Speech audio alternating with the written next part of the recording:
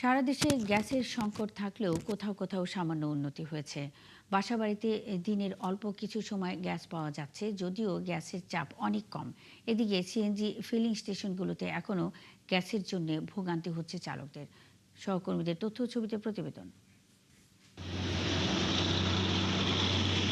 মানিকগঞ্জে ১৪টি ফিলিং স্টেশনের মধ্যে মঙ্গলবার থেকে কোনোটিতে গ্যাস পাওয়া যাচ্ছে না। এরপরেও ফিলিং স্টেশনগুলোতে লাইন পড়ে গেছে শত শত যানবাহনে। এখানে গ্যাসের জন্য আসছে, এই যে সবাই সিরিয়ালে বসে রয়েছে, গ্যাস নাই। গ্যাস সহজে পাওয়া যায় না বন্ধ ছাড়া। গ্যাসের লাইন দিলাম, লাইনে গ্যাস নাই, এখন এই যে তেল ভরে চলে যেতেছি। ফিলিং স্টেশন কর্তৃপক্ষ জানায়, গ্যাস সমস্যার পাশাপাশি লোডশেডিং এর কারণে সংকট আরও প্রকট হয়েছে। সন্ধ্যার দিকে একটু আসলে আবার একটু দেই, কিছু গাড়ি পায়, কিছু গাড়ি পাই না, লাস্টে আবার থাকে না। এইদিকে আবার বিদ্যুতের সমস্যা। নারায়ণগঞ্জের রূপগঞ্জে গ্যাসের চাপ কমে যাওয়ায় ফের উৎপাদন ব্যাহত হচ্ছে শিল্প কারখানায়। ঢাকার ধামরায় 7টি ফিলিং স্টেশনের মধ্যে বন্ধ 2টি, আর স্বল্প প্রেসারে গ্যাস সরবরাহ করছে 5টি ফিলিং স্টেশন, যা কোনো কাজে আসছে না গাড়ি চালকদের। সারা রাত ধরে পাম্প বন্ধ আছিল 24 ঘন্টা, এখন চলছে মিনিট 10।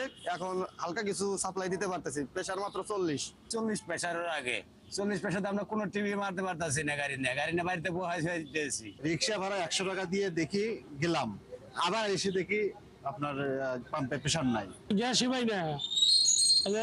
কালকে 130টার গ্যাস অ্যাক্টিভ মারছি। নরসিংদীতে জেলা শহরের বিভিন্ন ফিলিং স্টেশনে যানবাহনের দীর্ঘ লাইন হচ্ছে। ঘন্টার পর ঘন্টা লাইনে অপেক্ষা করেও মিলছে না গ্যাস। গ্যাস যেরকম 400 টাকা 300 টাকা গ্যাস ঢুকে। কবে এই গ্যাস সংকটের সমাধান হবে, এ নিয়ে তিতাস কর্তৃপক্ষের বক্তব্য স্পষ্ট নয়। পিন্টু হাজং, ৭১। দেশের চলমান গ্যাস সংকট নিয়ে তথ্য জানাচ্ছি চট্টগ্রাম থেকে যুক্ত হচ্ছেন সহকর্মী প্রণবেশ চক্রবর্তী। প্রণবেশ, গ্যাস সংকট নিয়ে আর কি তথ্য আছে আপনার কাছে? সংকট কাটাতে কোনো উদ্যোগ কি নেওয়া হয়েছে কিনা, এ বিষয়ে কর্তৃপক্ষই বা কি বলছে?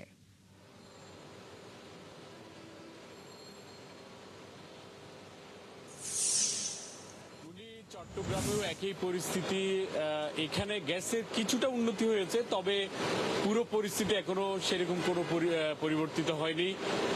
এখনো আমরা ফিলিং স্টেশনগুলোতে দেখতে পাচ্ছি দীর্ঘ লাইন, অনেকক্ষণ অপেক্ষার পর তারপর গ্যাস মিলছে। এখানে ফিলিং স্টেশনের যারা কর্মরত তাদের সাথে কথা বলে আমরা জানতে পেরেছি এখানে গ্যাসের চাপ রয়েছে 140, 50, সর্বোচ্চ 160 পর্যন্ত, যেখানে চালকরা যেটা বলছেন যে 200 বা তার উপরে যদি চাপ না থাকে তাহলে আসলে পূর্ণাঙ্গ গ্যাস তারা পান না। এখন যে চাপ সেটি দিয়ে তারা যে গ্যাসটি পাচ্ছেন সেটি দিয়ে বেশিক্ষণ চালানো সম্ভব নয়। এই কারণে তারা বলছেন তারা প্রচুর দুর্ভোগে আছেন। তাদের যে প্রতিদিন যে পরিমাণ ট্রিপ মারলে তাদের আয় রোজগার হয় সে পরিমাণ তারা পাচ্ছেন না। আমি এখানে একটু চালকদের কাছ থেকেও জানতে চাইবো তারা কি অবস্থায় আছেন। একটু বলেন, গ্যাস পেতে আপনাদের কিরকম কষ্ট করতে হচ্ছে? আমাদের মামা অনেক সময় লাগে, আমরা গাড়ি কোম্পানি ইনকাম কম নয় না, গাড়ির জন্য গ্যাসের জন্য গ্যাস পাই না ঠিক মতো। 3-4 ঘন্টা সিএল দিয়ে 150 টাকা গ্যাস পাই, এগুলা দিয়ে কি আমরা চলানো সম্ভব? চলে না, এই গ্যাস দিয়ে চলে না, আমরা অনেক কষ্ট করি, কিন্তু আমাদের বিসমিল্লাহির রহমানির রহিম। বাংলাদেশের পরিপ্রেক্ষিতে আপনাদের আজকে প্রাকৃতিক গ্যাস আমাদের দেশের সম্পদ আমরা পাচ্ছি না। আমাদের দুঃখের বিষয় এই যে কষ্টের বিনিময়ে আমরা যে 5 ঘন্টা 6 ঘন্টা লাইন ধরে দাঁড়িয়ে রয়েছি, আমরা কেন আমার দেশের সম্পদ আমরা পাবো না কেন? আমি মাননীয় প্রধানমন্ত্রীকে অনুরোধ করবো যে অতি শীঘ্রই যেমন এই লাইনটা যেমন চালু করে গ্যাসের যে ভোগান্তিটা আমরা পাচ্ছি, ভোগান্তি যেমন না হয় তার জন্য আমি মাননীয় প্রধানমন্ত্রী এবং সমস্ত যেটুকু মন্ত্রী আহ্বান জানাচ্ছি। আমি তার জন্য শুনছিলেন এখানে চালক যারা রয়েছেন, যারা গ্যাস দিতে আসছেন, তাদের বক্তব্য তারা চান যে এখানে যাতে কোনো বাধাহীনভাবে গ্যাসের লাইনটি চালু থাকে, বিশেষ করে মহেশখালী গ্যাস টার্মিনাল যে এলএনজি টার্মিনাল রয়েছে সেখান থেকে যাতে বাধাহীনভাবে গ্যাস মূল যে সংযোগ লাইন রয়েছে সেখানে যাতে আসে, সেই দাবি তাদের। তো চট্টগ্রামে এখনো গ্যাসের সেই অপরিবর্তিত অবস্থা রয়েছে, এখনো পর্যন্ত চাপ সেভাবে মিলছে না, সেই কথাই এখানে চালক এবং অন্যান্য গ্রাহক যারা তারা বলছিলেন। মুন্নি, প্রণবেশ, অসংখ্য ধন্যবাদ। সঙ্গেই থাকবেন। দেশের চলমান গ্যাস সংকট নিয়ে কথা বলতে চট্টগ্রাম থেকে প্রণবেশ চক্রবর্তী যুক্ত ছিলেন। ঘন ঘন লোডশেডিংয়ে ভোগান্তির মুখে পড়েছে দেশের মানুষ। জেলা শহরে দিন রাত মিলিয়ে 8 থেকে 12 ঘন্টাও বিদ্যুৎ থাকছে না। পল্লী বিদ্যুতের সরবরাহ আরও ভয়াবহ। গ্রাহক দুর্ভোগ সহ হুমকিতে শিল্প কারখানা। সহকর্মীদের তথ্য ও ছবিতে প্রতিবেদন। চুয়াডাঙ্গায় তীব্র গরম আর ঘন ঘন লোডশেডিংয়ে বিপর্যস্ত জনজীবন। দিনরাত মিলিয়ে 7 থেকে 8 ঘন্টা বিদ্যুৎ না থাকায় বিপাকে পড়েছে সাধারণ মানুষ সহ শিক্ষার্থীরা। ব্যাহত হচ্ছে কলকারখানার উৎপাদন ও সেচ কাজ। 10 মিনিট থাকলে 1 ঘন্টা থাকছে না, এই 10 মিনিট পর পরে এরকম চলে যাচ্ছে। 2 ঘন্টা 3 ঘন্টা পরে একবার আসছে। 6-7 ঘন্টা বিদ্যুৎ থাকে না। আমরা প্ল্যান ও ডিজাইনের কাজ করে থাকি, সময় মতো প্ল্যান রেডি করতে পারি না। এদিকে কলাপাড়া পল্লী বিদ্যুতের কর্মকর্তারা বলেন, তারা প্রতিদিন বরাদ্দ পাচ্ছেন 10 থেকে 12 মেগাওয়াট, কিন্তু চাহিদা 25 মেগাওয়াট। তাই লোডশেডিং দিতে বাধ্য হচ্ছেন তারা। নেত্রকোনায় বৃহস্পতিবার থেকে বিদ্যুৎ পরিস্থিতির কিছুটা উন্নতি হয়েছে। পল্লী বিদ্যুৎ সমিতির জেনারেল ম্যানেজার জানান, বাংলাদেশ বিদ্যুৎ উন্নয়ন বোর্ড পিডিবি আওতাধীন এলাকায় লোডশেডিং নেই। তিনি আরও জানান, পল্লী বিদ্যুতের আওতাধীন উপজেলাগুলোতে এখনও লোডশেডিং রয়েছে। এসব এলাকায় দিনের বেলায় 5 থেকে 10% এবং রাতে 30 থেকে 40% পর্যন্ত লোডশেডিং চলছে। নূর তাজমিন নীর, 71। ঘন ঘন লোডশেডিংয়ে বিপর্যস্ত জনজীবন। বিদ্যুৎ বিভ্রাটের আরও খবর জানাতে ধামরাই থেকে যুক্ত হচ্ছেন সহকর্মী রাসেল হোসেন।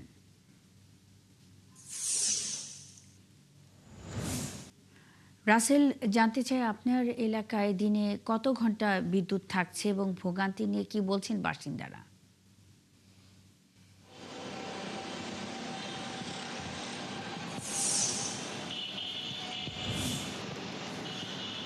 মুন্নি, আপনাকে ধন্যবাদ। আমি সারা দেশে ভোগান্তি হলেও ধামরাইয়ের স্বস্তির খবর জানাতে চাই। ধামরাইতে গত কয়েকদিন যাবৎ কিন্তু তেমন লোডশেডিং হচ্ছে না। আমরা যেটি জানতে পেরেছি পল্লী বিদ্যুতের সাথে কথা বলে, তারা যেমনটি বলছেন যে গতকাল ধামরাইতে 131 কেভিওয়াট চাহিদা ছিল, সেখানে তারা 107 থেকে 7.4 কেভিওয়াট কিন্তু সরবরাহ করেছিলেন। আর আমরা এই বিষয়ে কথা বলেছিলাম ধামরাইয়ের যে ছোট বড় যে মিল কারখানা রয়েছে তাদের সাথে, তারাও যেমনটি বলছেন যে গত 7 দিনের তুলনায় কিন্তু এই 7 দিন বিদ্যুৎ অনেকটাই লোডশেডিং কমে গেছে, যে কারণেই তারা স্বস্তি প্রকাশ করেছে। আমি স্থানীয় যে বাসিন্দা রয়েছে তাদের সাথেও কথা বলেছেন। তারা যেমনটি বলছেন যে বর্তমান যে পরিমাণ লোডশেডিং দেওয়া হচ্ছে তার সহনশীল পর্যায়ে রয়েছে। আর আমি যদি জানাই, ধামরাই এই পল্লী বিদ্যুৎ ঢাকা পল্লী বিদ্যুৎ 3 সমিতির আওতায় কিন্তু ধামরাইতে 3টি জোনাল অফিস রয়েছে। 3টি জোনাল অফিসে বিদ্যুতের গ্রাহক রয়েছে 1,90,000-এর মতো আবাসিক সহশিল্প কারখানা গ্রাহক রয়েছে। সেইখানে কিন্তু গত 3-4 দিন যাবতই কিন্তু তাদের লোডশেডিং এর মাত্রা কম।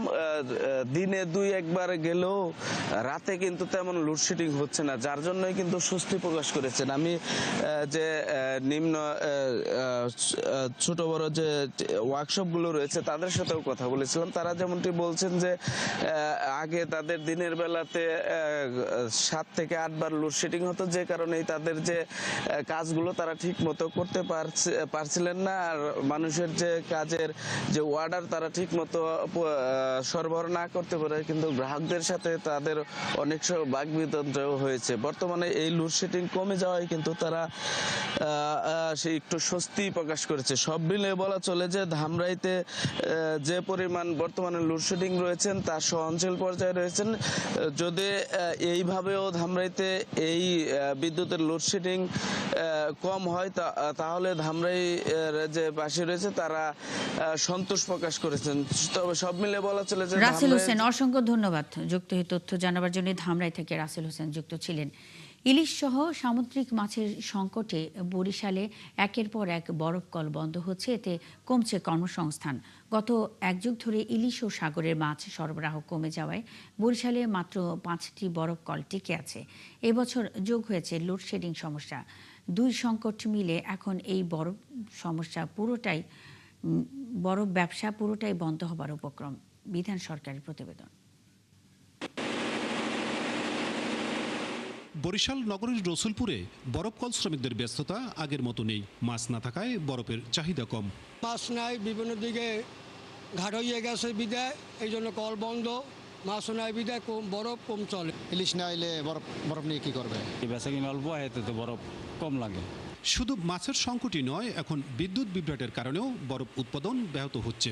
একটা করে রোটেশনে চালায়, যখন একটু চাপ পড়ে তখন আর একটা ছোট কলা তৈরিও চালাই যায়। এত সব সংকটের মধ্যে বরফ ব্যবসা চালিয়ে যাওয়াই কষ্টসাধ্য হয়ে পড়ছে বলছেন কল মালিকরা। একটা সার্টেন টাইম পর্যন্ত যদি বিদ্যুৎ থাকে তাইলে একটা টেম্পারেচার একটা পর্যায়ে যায়, তখন বরফ সলিড হয়। যদি ওই সময় কারেন্টটা চলে যায় তাইলে আবার আমাদের নিচ থেকে আরম্ভ করতে হয়। বিধান সরকার, ৭১, বরিশাল। বরিশালে বরফকল বন্ধ হওয়ার প্রসঙ্গে আরও জানাতে আমাদের সাথে সরাসরি যুক্ত হচ্ছেন সহকর্মী বিধান সরকার।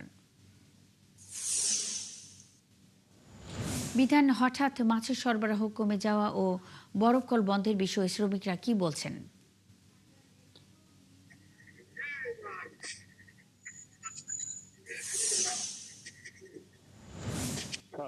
বরফকল এই যে বরিশাল এই যে বরফকল, এগুলো কিন্তু ইলিশ মাছের উপর নির্ভর করে।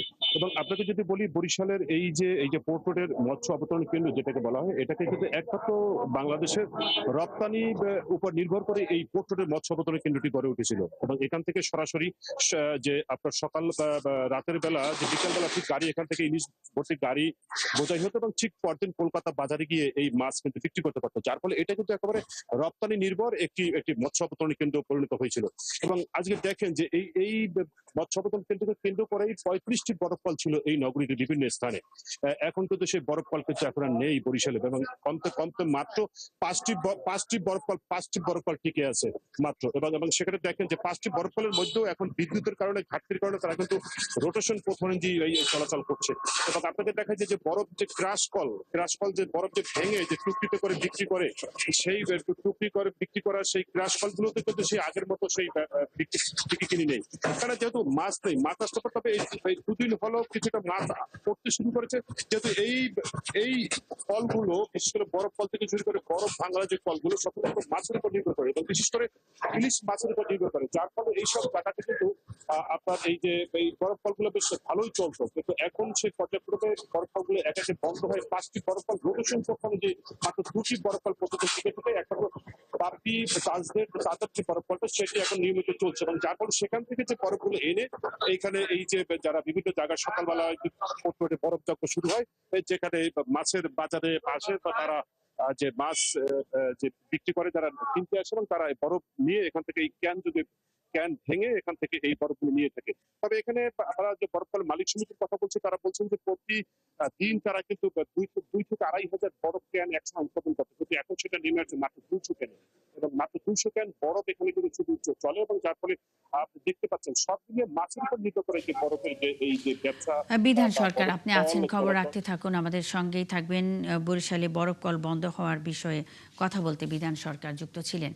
বিদ্যুতের ভয়াবহ লোডশেডিং এর মধ্যেও বরগুনার বিভিন্ন সরকারি অফিসে বিদ্যুতের অপচয় চোখে পড়ছে।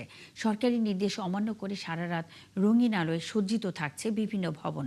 অন্যদিকে সরকারি নির্দেশ মেনে প্রতিদিন রাত 8টার মধ্যে বন্ধ হয়ে যাচ্ছে শহরের সব ব্যবসা প্রতিষ্ঠান। আর বিদ্যুৎ বিভাগের নির্বাহী প্রকৌশলী বলছেন, অপচয় রোধে তারা সবসময় কঠোর। সাগর আকনের তথ্য ও ছবিতে প্রতিবেদন।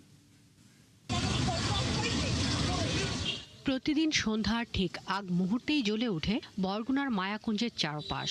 আর এই মায়াকুঞ্জে পৃথক বাসভবনে থাকেন জেলা দায়রা জজ আদালতের বিচারক, জেলা প্রশাসক, সিভিল সার্জন ও গণপূর্ত বিভাগের নির্বাহী প্রকৌশলী। শত শত লাল, নীল, হলুদ সহ নানান রঙের বৈদ্যুতিক বাতিতে সাজানো মায়াকুঞ্জ। সরকারি কর্মকর্তাদের বাসভবনের চারপাশে যখন এমন বিদ্যুৎ বিলাস, তখন মুদ্রার ওপিঠের চিত্রটা একেবারেই ভিন্ন। বরগুনা বাজারে রাত 8টার আগেই বিক্রি বাদ দিয়ে দোকান বন্ধের প্রস্তুতি নেন ব্যবসায়ীরা। কারণ বিদ্যুৎ, জ্বালানি ও খনিজ সম্পদ মন্ত্রণালয়ের কঠোর নির্দেশ আছে রাত 8টার মধ্যে দোকান বন্ধের। বিভিন্ন কাজে বাজে থাকার পর মানুষ আসে একটু কেনাকাটা করতে রাত্রে যদি সন্ধ্যার পরে বিদ্যুৎটা বন্ধ করে দেয় তাহলে অবশ্যই আমরা একটু ক্ষতিগ্রস্ত হই। ম্যাক্সিমাম কাস্টমারগুলো সাধারণত সন্ধ্যার পরে বের হয়, তারা 9টা-10টা পর্যন্ত কেনাকাটা করার উদ্যোগে বের হয়, কিন্তু তারা বের হতে 7টা-8টার মধ্যে আবার দোকান ক্লোজ করতে হয়। যে অন্য যে যানবাহন, অন্য দোকানপাট ওদিকে একটু ভাড়াই দিয়ে আমাদের একটু কমাই দিত, তাহলে আমাদের বেচা কিনা সুবিধা হইত। অথচ সব সরকারি অফিসে আলোকসজ্জার জন্য বৈদ্যুতিক বাতি এবং ডিজিটাল সাইনবোর্ড জ্বালিয়ে রাখা হচ্ছে সারা রাত। এমনকি বিদ্যুৎ অফিসের সামনে রঙিন আলোয় আলোকিত প্রধান ফটক। অথচ বিষয়টি নিয়ে জানতে চাইলে বিদ্যুৎ বিভাগের কর্মকর্তা জানান, বিদ্যুৎ অপচয় রোধে তারা সবসময় বেশ কঠোর। হ্যাঁ, আমরা আলোকসজ্জার বিষয়ে একটা নির্দেশনা আসছে, বা সরকারি কোনো ইয়েতেও এখন ওইরকম যাতে রাত্রি 8টার মধ্যেই সমস্ত প্রোগ্রাম শেষ হয়ে যায়। আর আমরাও মাঝে মাঝে আমরা বাজারে গিয়ে অথবা কোথাও যদি কোনো আলোকসজ্জা হয়, এক্ষেত্রে মানুষকে আমরা উদ্বুদ্ধ করতেছি যে হয়তো যেন তারা আলোকসজ্জা না করে। এনে জেলার সাধারণ গ্রাহক ও শ্রমজীবীরা বলছেন, বিদ্যুতের এই অপচয় দ্রুত রোধ হওয়া জরুরি। রাত্রে যখন কারেন্ট না থাকে একাল তো আর আমরা গাড়ি চালাইতে পারি না, একাল তো বাসায় চলে যাই, চালাই না ওই যে ডরে সরে। সকালে হয়তো কোনো কারেন্ট পাই না, আসর পর্যন্ত পাই না, এরপর আসরের পর গেছি আধা ঘন্টা পাইছি, এরপর আবার নাই। ভোরে গাড়ি চালাতে বিকেল উঠছে, একবেলা আর কত পয়সা টাকা ইনকাম করবো। বরগুনা পৌর শহরের 19,000 গ্রাহকের জন্য বিদ্যুতের চাহিদা 6.5 মেগাওয়াট ও 6 উপজেলার পল্লী বিদ্যুতের চাহিদা 57 মেগাওয়াট। এর অনুকূলে বিদ্যুৎ সরবরাহ করা হচ্ছে মোট 42 মেগাওয়াট। শাকিলা শম্পা, 71। বিদ্যুৎ সংকটের জন্য এই সরকারের ন্যূনতম কোনো দায় নেই বলে মন্তব্য করেছেন প্রধানমন্ত্রীর তথ্য ও সম্প্রচার বিষয়ক উপদেষ্টা ডাক্তার জাহিদুর রহমান। দুপুরে রংপুরে জেলা প্রশাসক ও কালচারাল অফিসারদের সঙ্গে মতবিনিময় সভায় তিনি এই মন্তব্য করেন। জাহিদুর রহমান বলেন, বিগত সরকার ভোট চুরির মাধ্যমে অনন্তকাল ক্ষমতায় থাকতে চেয়েছিল, তবে বর্তমান সরকারের সঙ্গে যেসব কর্মকর্তা কাজ করছেন তারা এর আগে এমন সরকারের সঙ্গে দীর্ঘদিন কাজ করেননি। সরকারের লক্ষ্য জনগণের জন্য কাজ করে এবং প্রশাসনের প্রতিটি পর্যায়ে দায়িত্বশীলতা নিশ্চিত করা।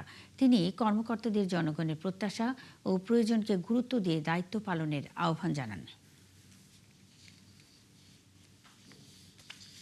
এই বিদ্যুৎ সংকটের জন্য আমাদের ন্যূনতম কোনো দায় নেই, কিন্তু মাননীয় প্রধানমন্ত্রী কষ্টের জন্য দুঃখ প্রকাশ করেছেন। মানুষ কষ্ট পাচ্ছে, আর আমরা আগে যখন এটা হয়েছে তখন বলে বন্ধ করে দেখাই আগে কি ছিল, এইসব কথাবার্তা প্রবণতা নেই। তো এই জন্য বলছি, প্লিজ আপনারা আশা করি আমাদের অবস্থানটা বুঝতে পারছেন।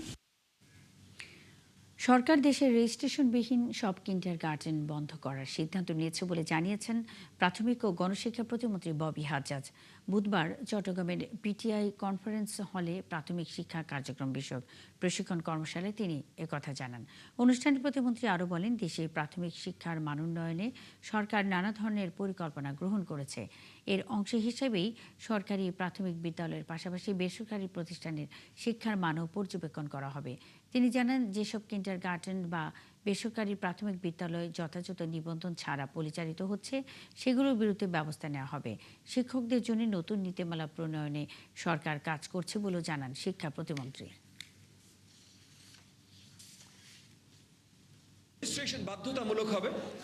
রেজিস্ট্রেশন ছাড়া সকল বিদ্যালয় বা বিদ্যালয়ের ধরনের কার্যক্রম পরিচালনা করছেন, যেই নামই দেন না কেন, বিদ্যালয় ধরনের কার্যক্রম পরিচালনা করছেন, সেগুলো যদি রেজিস্ট্রেশন বিহীন থাকে তাহলে সেগুলোকে বন্ধ করে দেওয়া হবে।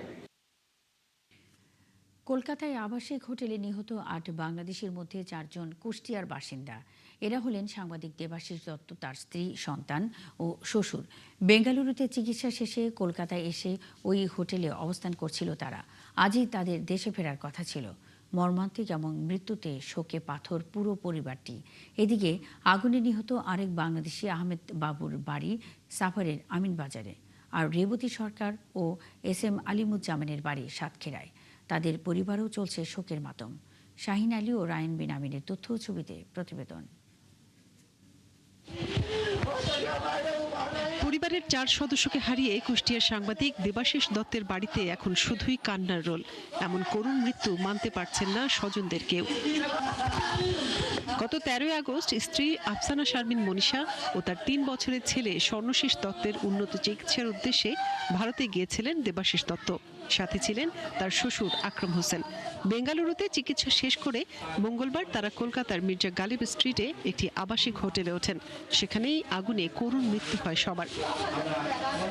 তাদের মৃত্যুর খবরে শোক নেমে আসে দেবাশিসের পুরো পরিবার সহ কুষ্টিয়া শহরে। সকাল থেকে তার বাড়িতে ভিড় করেন বন্ধু, সাংবাদিক ও প্রতিবেশী। বাংলাদেশিরা। দেবাশিসের 8 বছরের মেয়ে ফাহিমাকে সান্ত্বনা জানানোর ভাষা হারিয়ে ফেলেছেন সবাই। আজকে দেশে আসার কথা ছিল, কালকে চেন্নাই থেকে ফ্লাইট করে আপনার কলকাতায় গেছে।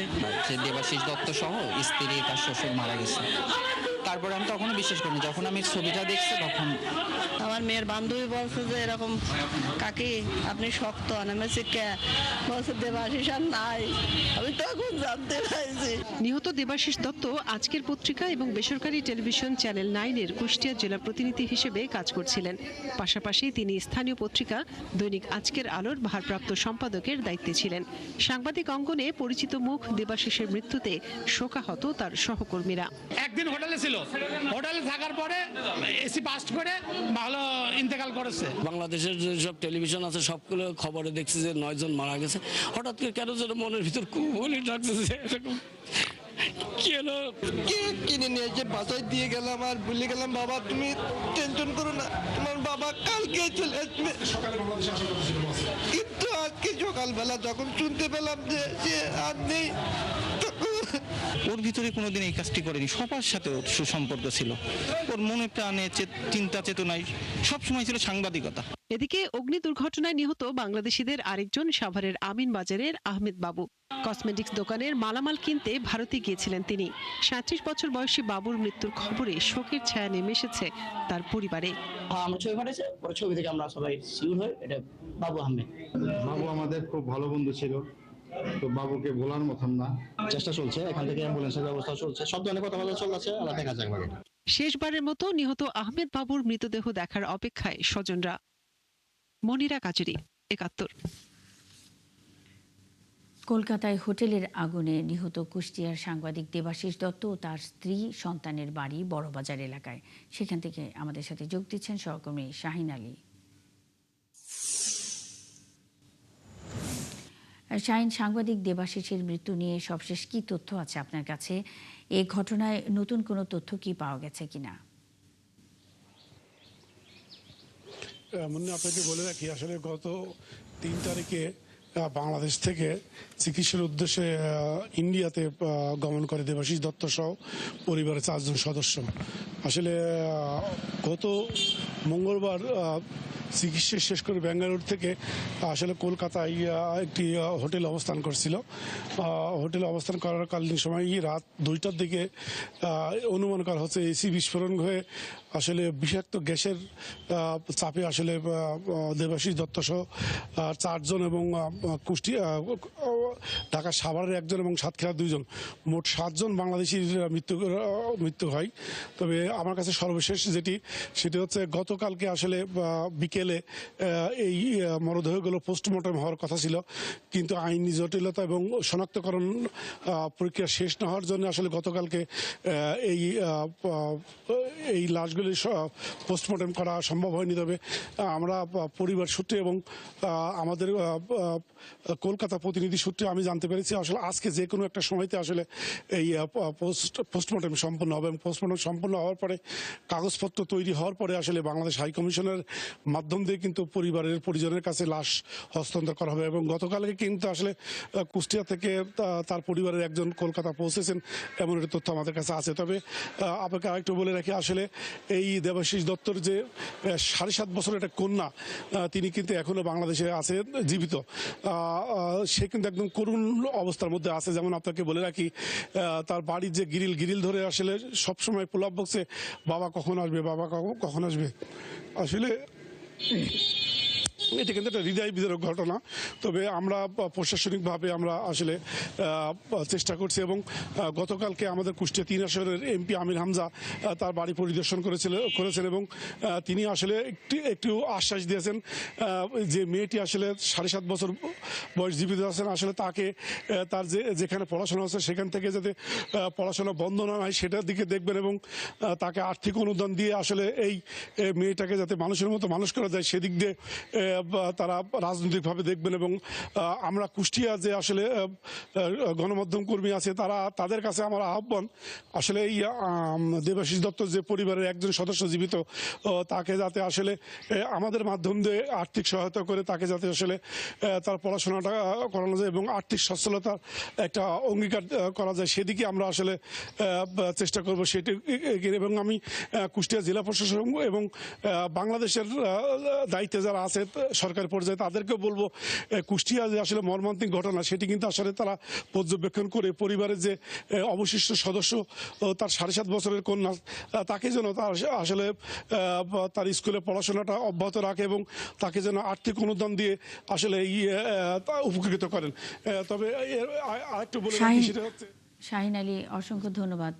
সঙ্গেই থাকবেন নিশ্চয়ই, পরবর্তীতে আরও জানবো। কুষ্টিয়া থেকে শাহিন আলী যুক্ত ছিলেন। সিরাজগঞ্জের তারাশে মাদক ক্রয় বিক্রয়ের অভিযোগে 3 আসামিকে যাবজ্জীবন কারাদণ্ডাদেশ দিয়েছে আদালত। একই সঙ্গে প্রত্যেকে 20,000 টাকা করে অর্থদণ্ড ও অনাদায়ে 3 মাসের বিনাশ্রম কারাদণ্ড দেওয়া হয়েছে। বুধবার সিরাজগঞ্জ জেলা ও দায়রা জজ ইকবাল হোসেন এই কারাদণ্ডের আদেশ দেন। দণ্ডপ্রাপ্তরা হল রাজশাহীর গোদাগাড়ির সেজবুল ইসলাম, রানীনগরের সোহেল রানা ও বিদিরপুরের আরিফুল ইসলাম সাগর। রাষ্ট্রপক্ষের আইনজীবী জানান, দণ্ডপ্রাপ্তরা দেশের বিভিন্ন স্থানে মাদক সরবরাহ করত। 2011 সালে 4 অক্টোবর র্যাব 12-র একটি দল তারাশের মহিষলুটি বাজারে চেকপোস্ট বসিয়ে বিভিন্ন যানবাহনে তল্লাশি চালায়। এ সময় একটি ট্রাক পালানোর চেষ্টা করলে সেটিকে ধাওয়া দিয়ে 3 জনকে আটক করা হয়। পরে তাদের বিরুদ্ধে মামলা দায়ের করে র্যাব।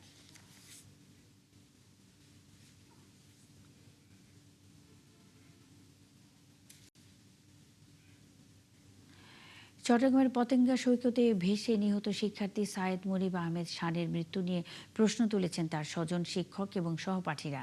তারা বলছেন পরিকল্পিতভাবে হত্যা করা হয়েছে শানকে, কারণ যাদের সঙ্গে শান সমুদ্রে গিয়েছিল তারা কেউ পরিবারকে মৃত্যুর তথ্য দেয়নি। এরই মধ্যে চক্রটি পরিবারের কাছ থেকে মুক্তিপণ আদায় করে। অবশেষে 3 দিন পর চট্টগ্রাম হালিশহর মডার্ন স্কুলের শিক্ষার্থী শানের মরদেহ চিহ্নিত করে স্বজনেরা। প্রণবেশ চক্রবর্তীর প্রতিবেদন, ক্যামেরায় ছিলেন জহিরুল ইসলাম। শনিবার দুপুর 12টার দিকে পরীক্ষা শেষ করে স্কুল থেকে বের হয়ে যান হালিশহর মডার্ন স্কুলের 9ম শ্রেণীর শিক্ষার্থী মুনিফ আহমেদ শান।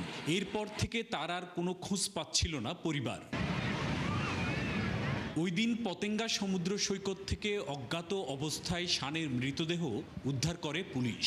সামাজিক মাধ্যমে পুলিশের দেয়া তথ্য জেনে 3 দিন পর চট্টগ্রাম মেডিকেল কলেজ হাসপাতাল মর্গে মৃতদেহ শনাক্ত করে স্বজনরা। এরই মধ্যে শানের সমবয়সী 4 কিশোরকে গ্রেপ্তার করেছে পুলিশ। জিজ্ঞাসাবাদে তারা জানিয়েছে সাগরে ভেসে মৃত্যু হয়েছে শানের।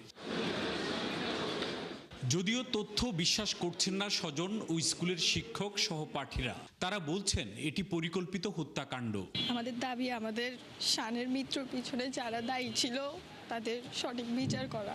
আমরা চাই শানের বিচারটুকু পাওয়া। আমরা চাই ওরকে যারা মারছে বা ওর মৃত্যুর পিছনে যারা দায়ী ওদের কঠোর শাস্তি হোক। আমি কখনো কল্পনাও করিনি আর কখনো ক্লাসে ও থাকবে না, আমি বুঝাইতে পারবো না, আমার খুব কষ্ট লাগতেছে। আমার মনে হয় কোনো কিছু কিন্তু জড়িত আছে ভাই। এটা প্রশাসন, আমার আহ্বান থাকবে আমার স্কুলের পক্ষ থেকে, আমার সন্তান তুল্য সবাই সঠিক তদন্ত করে সঠিক ঘটনাটা উদ্ঘাটন করে সঠিক বিচারের আওতায় আনুক যদি দোষী হয়ে থাকে। শানের বাবা জানান, গ্রেপ্তার কিশোররা বিভিন্ন সময় বিভিন্ন রকম তথ্য দিয়ে তাদের বিভ্রান্ত করেছে। নিখোঁজের পর ছেলের কণ্ঠ শুনিয়ে মোবাইল ফোনে তার কাছ থেকে 60,000 টাকা মুক্তিপণ আদায় করা হয়েছে।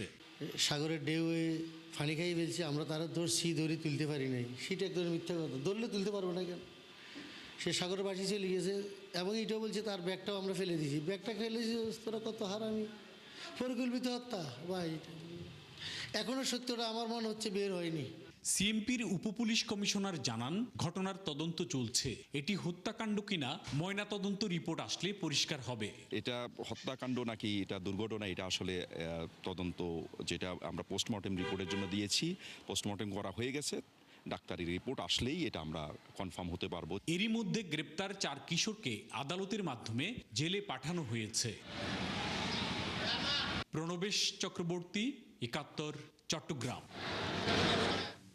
কক্সবাজারের টেকনাফে নাফ নদী এলাকায় অভিযান চালিয়ে 2টি বিদেশি আগ্নেয়াস্ত্র ও ম্যাগাজিন সহ বিপুল পরিমাণ তাজা গুলি উদ্ধার করেছে বাংলাদেশ কোস্ট গার্ড। বুধবার কোস্ট গার্ডের মিডিয়া কর্মকর্তা লেফটেন্যান্ট কমান্ডার সাব্বির আলম সুজন এসব তথ্য নিশ্চিত করেন। তিনি জানান, মায়ানমার থেকে একটি চক্র বাংলাদেশের ভেতরে আগ্নেয়াস্ত্র হস্তান্তর করবে এমন খবরের ভিত্তিতে নাফ নদী এলাকায় অভিযান চালানো হয়। এ সময় সন্দেহজনক একটি কাঠের নৌকাকে থামার সংকেত দেয় কোস্ট গার্ড। তবে চক্রের সদস্যরা না থেমে নৌকাটি রেখে পালিয়ে যায়। পরে সেখানে তল্লাশি চালিয়ে অভিনব কায়দায় লুকিয়ে রাখা কিছু আগ্নেয়াস্ত্র, ম্যাগাজিন ও গুলি উদ্ধার করা হয়। কোস্ট গার্ড জানায়, জড়িতদের শনাক্তে নজরদারি ও টহল কার্যক্রম আরও বাড়ানো হয়েছে।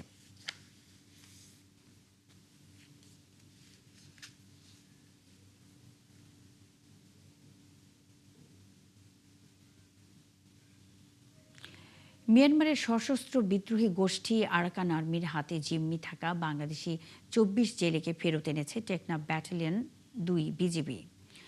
বুধবার এক সংবাদ সম্মেলনে টেকনাফ 2 বিজিবির অধিনায়ক লেফটেন্যান্ট কর্নেল হানিফুর রহমান ভূঁইয়া জানান, টেকনাফ মিয়ানমার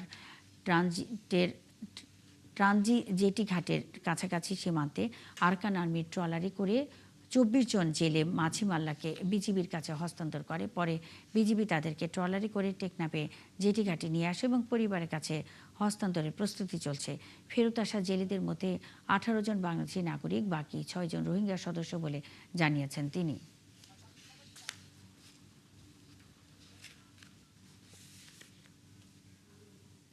রংপুরে মেলা আয়োজনের আড়ালে হাউজি লটারি ও জুয়ার আসর বসিয়ে সাধারণ মানুষকে সর্বশান্ত করার অভিযোগ উঠেছে। এলাকার মানুষ বলছেন, কৃষক, শ্রমিক থেকে সব শ্রেণীর মানুষ জড়িয়ে পড়ছেন এই নেশায়। কেউ কেউ ঋণ করেও লটারিতে টাকা ঢালছেন। অবৈধ এই লটারি ও জুয়ার আসর বন্ধে তাই সোচ্চার হয়ে উঠেছে সচেতন মহল। শাহ বাহিজিদ আহমেদের প্রতিবেদন, ছবি তুলেছেন শাহিন আলম। রংপুরের প্রয়াস ঘাগট চত্বর সহ বিভিন্ন এলাকায় প্রতি বছর আয়োজন হয় মেলার, কিন্তু সেখানে মেলার নামে চলে হাউজি ও লটারির আয়োজন। আকর্ষণীয় পুরস্কারের প্রলোভনে পড়ে সর্বশান্ত হন সাধারণ মানুষ। গেল বছর নজিরের হাট এলাকার অটোচালক সবুজ মিয়া পড়েছিলেন প্রয়াস পার্কের এমন লটারির ফাঁদে। পুরস্কারের আশায় সমিতি থেকে 20,000 টাকা ঋণ করে লটারিতে বিনিয়োগ করেন।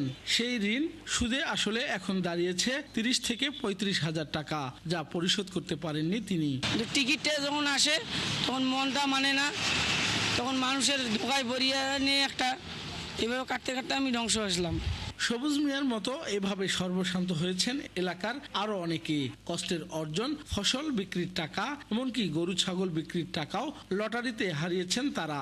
এই টিকিট কাটতে কাটতে ব্যবসা অনেক বসে ফেলেছে। ভেতরে আমার দেখেন ভেতরে মাল ফাঁকা করে ফেলছে। আমি যার কারণে টিকিট কাটতে কাটতে আমি একটাও কিছু পাইনি। এই মেলার মধ্যে যে অবৈধভাবে এটা যে বেটিং চলতেছে, হাউজিং চলতেছে, নেশা চলতেছে। মেলার নামে হাউজি, জুয়া ও লটারি বন্ধের দাবিতে নগরীতে মানববন্ধন করেছে জাগ্রত নাগরিক সমাজ। এই কুটির শিল্পর নামে জুয়া, হাউজি, এই মাদক, এই কারবারি বন্ধ করতে হবে। আপনি মেলা করেন, বিনোদন করেন, কোনো সমস্যা নাই, কিন্তু জুয়া বন্ধ করতে হবে। এই মেলার নামে খেলা বন্ধ করে রংপুরবাসীর যে আজকে যে উদ্বেগ, সেই উদ্বেগকে আপনারা দূর করবেন। আর তাদের সাথে সংহতি জানিয়েছেন স্থানীয় সংসদ সদস্য মাহবুবুর রহমান বেলাল। অভিযোগ রয়েছে, রংপুরের সীমান্তবর্তী এলাকাতেও মেলার নামে অনৈতিক কর্মকাণ্ড চলছে জানিয়ে ক্ষোভ বাড়ছে স্থানীয়দের মধ্যে। এ নিয়ে জেলা প্রশাসক বলছেন, বিষয়টি গুরুত্বের সাথে তদন্ত করা হবে, নেওয়া হবে ব্যবস্থাও। নাগরিক সমাজের পক্ষ থেকে আমাদের কাছে স্মারকলিপি দিয়েছে, প্লাস আমাদেরকে অনেকেই অভিযোগ করেছেন, মানববন্ধন করেছেন। আমরা বিষয়গুলি দেখে আমরা এই যে বিষয়টা কোর কমিটির মিটিং উপস্থাপন করেছিলাম, সে উপস্থাপনে আমরা সিদ্ধান্ত নিয়েছি বিষয়টা আমাদের মন্ত্রী পরিষদ বিভাগে অবহিত করার জন্য। মেলার নামে হাউজি লটারি বন্ধে প্রশাসনকে আরো কঠোর হবার আবেদন সচেতন মহলের। শাহ বাইজিদ আহমেদ, 71, রংপুর। সিরাজগঞ্জের উল্লাপাড়ায় বন্যার পানিতে ডুবে গেছে চলন বিলের বিস্তীর্ণ গোচারণ ভূমি ও কৃষকদের ঘাসের জমি, যে কারণে খামারিদের কচুরি পানা, খড়, খৈল, ভুসি ও প্যাকেটজাত খাবার দিয়ে গবাদি পশু পালন করতে হচ্ছে। এতে কমেছে দুধের উৎপাদন। লোকসানের মুখে পড়েছেন সিরাজগঞ্জের উল্লাপাড়ার হাজারো খামারি। উল্লাপাড়া থেকে রায়হান আলীর তথ্য ছবিতে প্রতিবেদন। সিরাজগঞ্জের উল্লাপাড়ায় মিল্ক ভিটা সহ বিভিন্ন দুগ্ধ শীতলীকরণ কারখানা ঘিরে গড়ে উঠেছে হাজার হাজার গরুর খামার। এসব খামারের বড় একটি নির্ভরতা ছিল উন্মুক্ত ভূমির সবুজ ঘাস।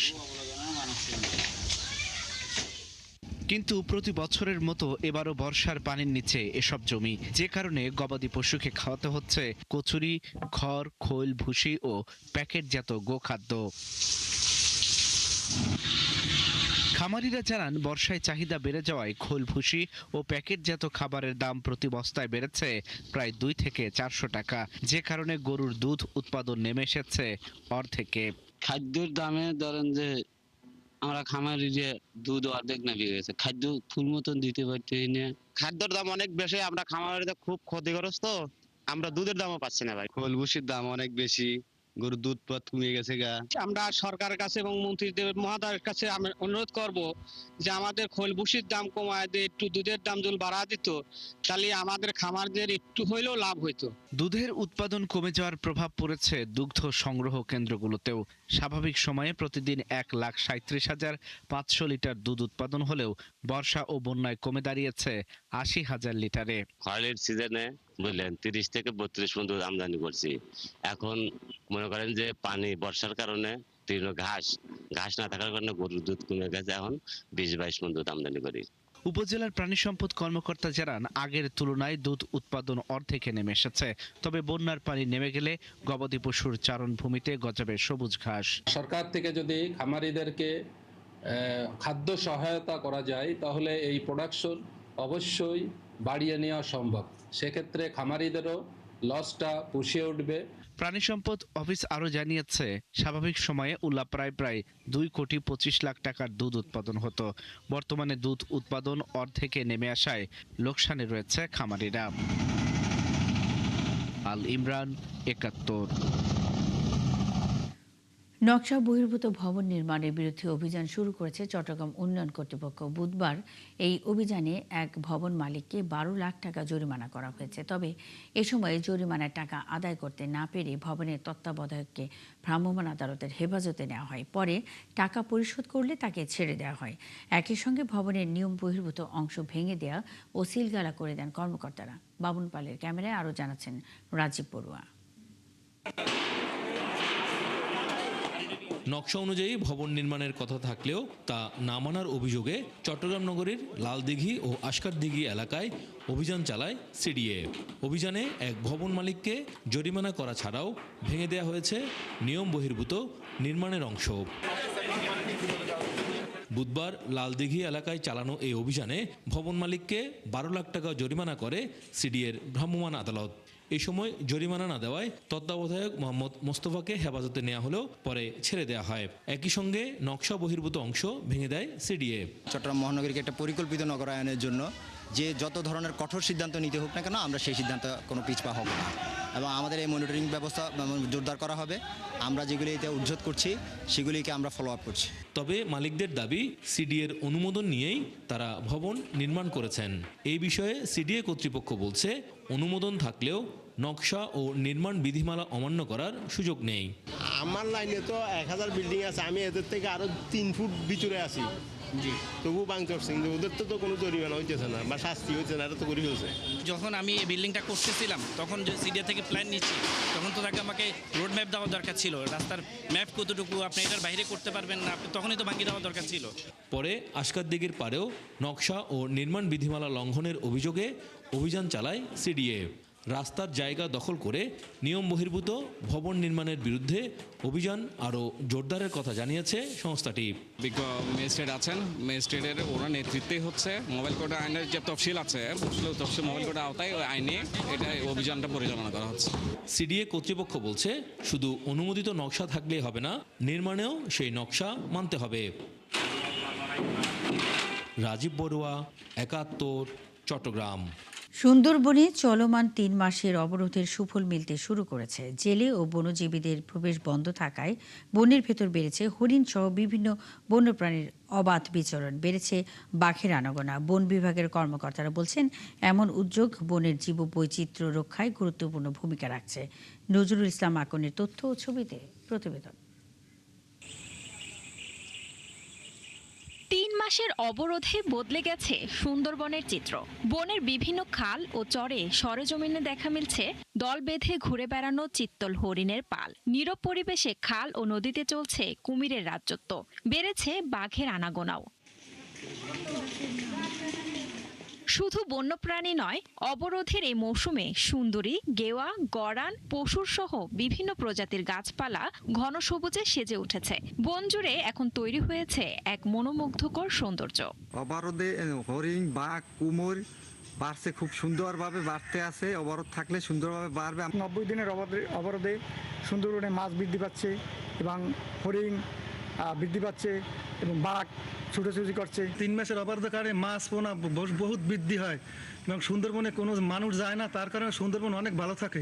বন কর্মকর্তারা বলছেন, বনের জীববৈচিত্র্য রক্ষায় প্রতি বছরই এই অবরোধ অব্যাহত রাখা উচিত। আমরা যে লক্ষ্য এবং উদ্দেশ্য নিয়ে সুন্দরবনের এই অবরোধটা দিয়েছি, সেই লক্ষ্য এবং উদ্দেশ্য সফল হয়েছে এবং আমাদের এই যে অবরোধ আসলে প্রতি বছরই মানে এটা অব্যাহত রাখা উচিত, কারণ সুন্দরবনের যে রেস সেটা প্রয়োজন। সুন্দরবনের মৎস্য সম্পদ, বন্যপ্রাণী ও উদ্ভিদের প্রজনন এবং অবাধ বিচরণ নিশ্চিত করতে গত জুন মাসের 1 তারিখ থেকে 31 আগস্ট পর্যন্ত প্রবেশে নিষেধাজ্ঞা জারি করা হয়।